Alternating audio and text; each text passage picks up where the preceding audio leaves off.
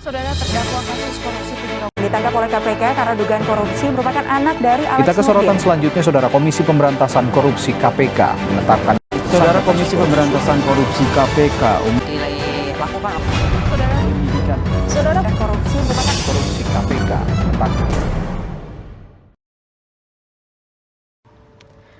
Bumi, air, dan kekayaan alam yang terkandung di dalamnya dikuasai oleh negara dan dipergunakan untuk sebesar-besarnya kemakmuran rakyat.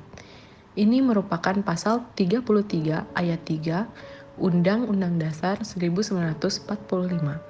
Pasal ini merupakan petunjuk dari para pendiri bangsa bahwa Indonesia memiliki potensi kekayaan sebagai modal menjadi negara makmur dan sejahtera. Seperti yang kita ketahui, Indonesia merupakan negara kepulauan yang terdiri dari 16.771 pulau dengan memiliki jumlah pulau yang banyak. Indonesia memiliki banyak sekali sumber daya alam yang melimpah. Indonesia memiliki aneka sumber daya tambang minyak bumi, tambang emas, produksi gas alam, dan kekayaan alam lainnya dalam sektor pertanian dan perikanan.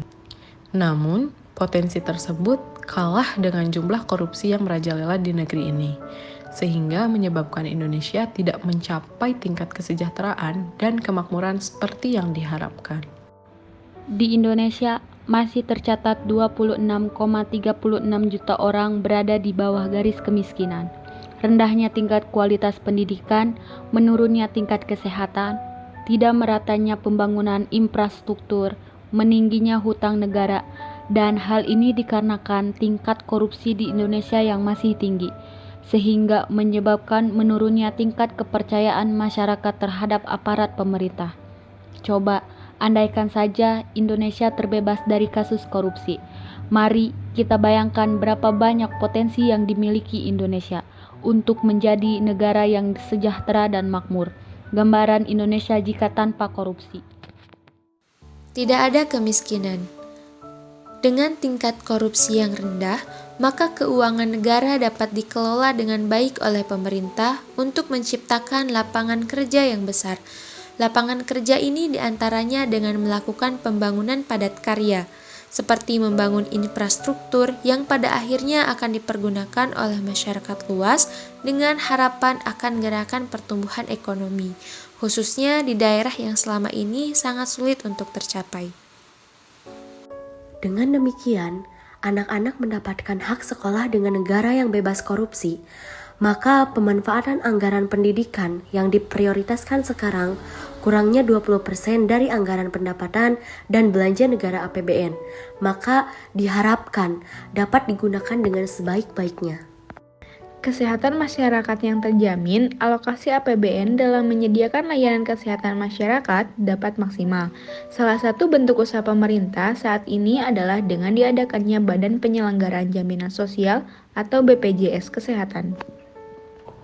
Lingkungan asli. Pemerintah dapat membangun lingkungan sosial yang ramah lingkungan dan asri sebagai sarana untuk masyarakat berkumpul dan bersosialisasi seperti taman-taman, sarana olahraga yang dapat digunakan oleh siapa saja. Kenyamanan transportasi umum.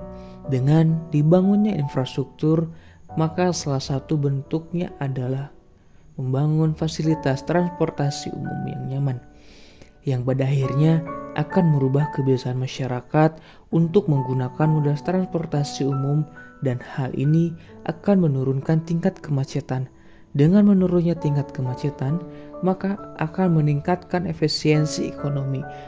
Dalam hal ini, salah satunya distribusi. Biaya transportasi akan semakin rendah dan diikuti dengan harga turun, maka barang-barang semakin terjangkau.